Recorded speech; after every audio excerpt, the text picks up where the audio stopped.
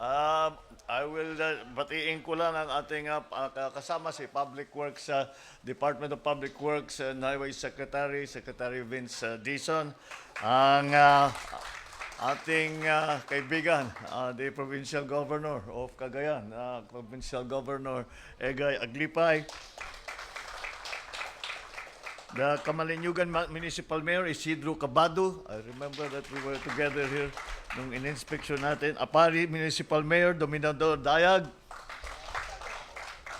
All the other chief executives that are here present, fellow workers in government, distinguished guests, ladies and gentlemen, naimbag nga bigat yu amin apo.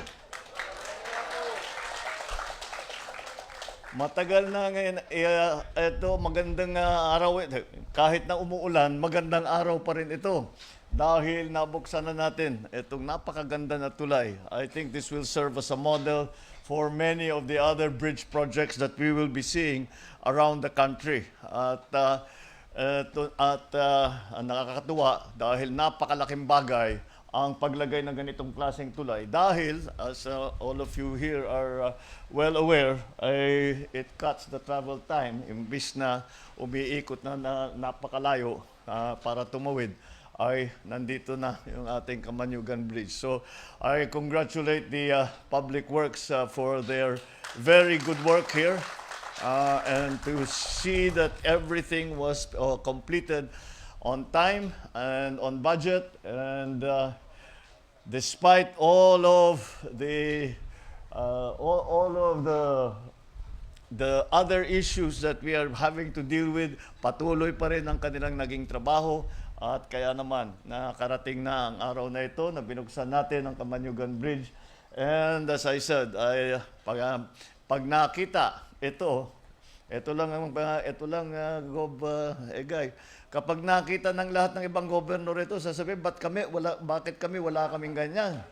Yung kapitbahay mo sa Isabela nagtatampo na dahil bakit lahat daw yung tulay mo mabilis na tapos? Sabi ko, masigasig si Gob Egay. Kaya't nagkaganyan. But it is a very, very fine day, and I'm very happy that we are able to once and for all open this bridge. We came to inspect it a few weeks ago.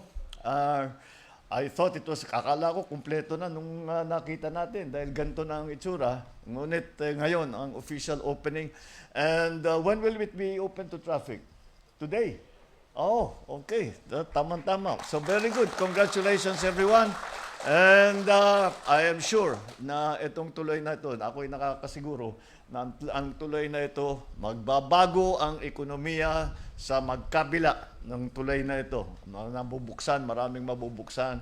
And this will give many opportunities for our mga in the surrounding areas, mabibigyan ng mga opportunities for new jobs, for new businesses. And I'm sure that you will feel the effects, the economic effects in a very, very short time.